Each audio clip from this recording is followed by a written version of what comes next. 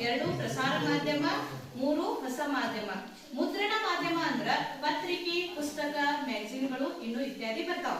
ಅದೇ ರೀತಿ ಪ್ರಸಾರ ಮಾಧ್ಯಮ ಅಂದ್ರ ರೇಡಿಯೋ, ಟಿವಿ ಇವು ಬರ್ತಾವ. ಹೊಸ ಮಾಧ್ಯಮ ಅಂದ್ರೆ ಈಗ ಮೊಬೈಲ್, ಕಂಪ್ಯೂಟರ್, ಅಂತರ್ಜಾಲ ಬರ್ತೀವಿ.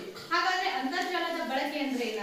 ಇವತ್ತ ನಾವು ಶಿಕ್ಷಣದಲ್ಲಿ ಆನ್ಲೈನ್ ತರಗತಿ, ಯೂಟ್ಯೂಬ್ ಪಾಠ, ಗೂಗಲ್ ಮೂಲಕ ಮಾಹಿತಿ ಇವನ್ನೆಲ್ಲ ಶಿಕ್ಷಣದಿಂದ ನಾವು ಅಂತರ್ಜಾಲದಿಂದ ಏನ್ ಮಾಡ್ತೇವೆ, ಪಡಿತೇವೆ. ಅದೇ ರೀತಿ ಸಂವಹನ ಅಂದ್ರ ವಾಟ್ಸಾಪ್, ಇಮೇಲ್, ವಿಡಿಯೋ ಇನ್ನೂ ಮುಂತಾದ ವಿಶ್ವದಾದ್ಯಂತ ಒಂದು ಸಂಪರ್ಕ ಸಾಧನವಾಗಿ ಕರೆಗಳ ಮೂಲಕ ನಾವು ಏನ್ ಮಾಡ್ತೇವೆ, ಇದನ್ನ ಅಂತರ್ಜಾಲವನ್ನ ಬಳಕೆ ಮಾಡ್ತೇವೆ. ಅದೇ ರೀತಿ ವ್ಯಾಪಾರ ಅಂದ್ರ ಆನ್ಲೈನ್ ಶಾಪಿಂಗ್ ಆಗಿರ್ಬೋದು, ನೀವು ಬ್ಯಾಂಕಿಂಗ್ ವ್ಯವಹಾರಗಳಾಗಿರ್ಬೋದು, ಅಥವಾ ನಾವು ಉದ್ಯೋಗವನ್ನು ಹುಡುಕಾಟ ಆಗಿರ್ಬೋದು, ಇವೆಲ್ಲ ಏನಾಗ್ತೈತಿ ಅಂತರ್ಜಾಲ ಮೂಲಕ ನಾವು ಬಳಸ್ತೇವೆ.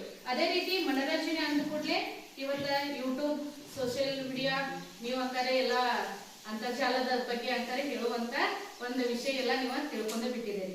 ಅದೇ ರೀತಿ ಸರ್ಕಾರಿ ಸೇವೆ ಅಂದ್ರ ಇವತ್ತು ಆಧಾರ್ ಕಾರ್ಡ್ ಆಗಿರ್ಬೋದು, ಪ್ಯಾನ್ ಕಾರ್ಡ್ ಮತ್ತು ಟಿಕೆಟ್ ಬುಕಿಂಗ್, ಅಥವಾ ಇವತ್ತು ನಾವು ಯಾವುದೇ ಒಂದು ರಿಸಲ್ಟ್ ತಗೋಬೇಕಾದ್ರೆ, ಫಲಿತಾಂಶವನ್ನ ತಿಳ್ಕೊಬೇಕಾದ್ರೆ, ಅಥವಾ ಯಾವುದೇ ಒಂದು ಫಾರ್ಮ್ ತುಂಬಬೇಕಾದ್ರೂ ಕೂಡ ಇವತ್ತು ನಾವು ಏನ್ ಮಾಡ್ತೀವಿ, ಅಂತರ್ಜಾಲದ ಬಳಕೆಯನ್ನ ಮಾಡ್ತೇವೆ. ಒಟ್ಟಾರೆಯಾಗಿ ಮಾಧ್ಯಮ ಮತ್ತು ಅಂತರ್ಜಾಲದ ಒಂದು ಅನುಕೂಲ ಯಾವ ರೀತಿ ಐತಂದ್ರ ಇವತ್ತ ಮಾಹಿತಿಗಳನ್ನ ತ್ವರಿತವಾಗಿ ಅಂದ್ರ ಕೆಲವೇ ಸೆಕೆಂಡ್ಗಳಲ್ಲಿ ಏನ್ ಮಾಡ್ತೇವೆ, ನಾವು ಪ್ರಪಂಚದಂತ ಸುದ್ದಿಗಳನ್ನ ತಿಳಿಯುತ್ತೇವೆ. ಅದೇ ರೀತಿ ಜ್ಞಾನ ವಿಸ್ತರಣೆ ಅಂದ್ರ ಇವತ್ತು ಉಚಿತವಾಗಿ ನಾವು ಬೇರೆ ಬೇರೆ ಕೋರ್ಸ್ಗಳನ್ನ ಕೂಡ ನಾವು ಏನ್ ಮಾಡಬಹುದು, ಈ ಅಂತರ್ಜಾಲದ ಮೂಲಕ ಪಡೆದುಕೊಳ್ಳಬಹುದು.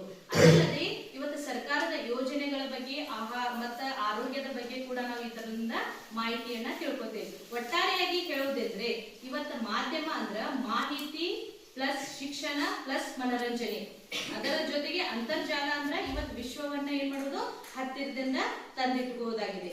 ಈಗ ಮಾಧ್ಯಮ ಮತ್ತು ಅಂತರ್ಜಾಲ ಬಳಕೆಯ ಕುರಿತು ಒಂದು ಸಣ್ಣ ಕವನ ನೋಡ್ರಿ. ಜ್ಞಾನದ ಭಂಡಾರ ಈ ಇಂಟರ್ನೆಟ್ ಲೋಕ, ಅತಿಯಾಗಿ ಬಳಸಿದರೆ ತರುವುದು ಒಂದು ದೊಡ್ಡ ಶೋಕ. ಬೆರಳುಗಳ ಆಟ ಸಾಕು, ಕಣ್ಣ ತೆರೆದು ನೋಡು, ಬದುಕಿನ ನಿಜವಾದ ಸೌಂದರ್ಯ ನೀನನ್ನು ಅದರಿಂದ ಹಾಡಬಹುದು. ಅದಲ್ಲದೆ ಮತ್ತೊಂದು ಕವನ ನೋಡ್ರಿ. ಕ್ಷಣದಲ್ಲೇ ಹರಡುವುದು ಸುದ್ದಿಗಳ ಒಂದು ಮಹಾಪೂರ, ಸತ್ಯ ಯಾವುದು ಸುಳ್ಳು ಯಾವುದು ತಿಳಿಯದು ಯಾರ.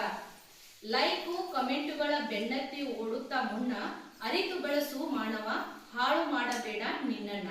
ಮತ್ತೊಂದು ನೋಡ್ರಿ. ಕೈಯೊಳಗಿನ ಮೊಬೈಲ್ ಜಗತ್ತನ್ನೇ ಗೆದ್ದಂತೆ, ಅಂತರ್ಜಾಲದ ಮಾಯೆಗೆ ಮನಸ್ಸು ಬಿದ್ದಂತೆ. ದೂರದವರನ್ನ ಹತ್ತಿರ ತಂದಿತು ಈ ಮಾಧ್ಯಮ, ಹತ್ತಿರ ಇದ್ದವರನ್ನ ದೂರ ಮಾಡುತ್ತದೆಯೂ ಕೂಡ ಈ ಒಂದು ನಿಯಮ. ಇದನ್ನೆಲ್ಲ ತಿಳ್ಕೊಂಡು ನಾವು ಅರಿತಬೇಕು, ಜೀವನವನ್ನ ನಡೆಸಬೇಕು. ಧನ್ಯವಾದಗಳು.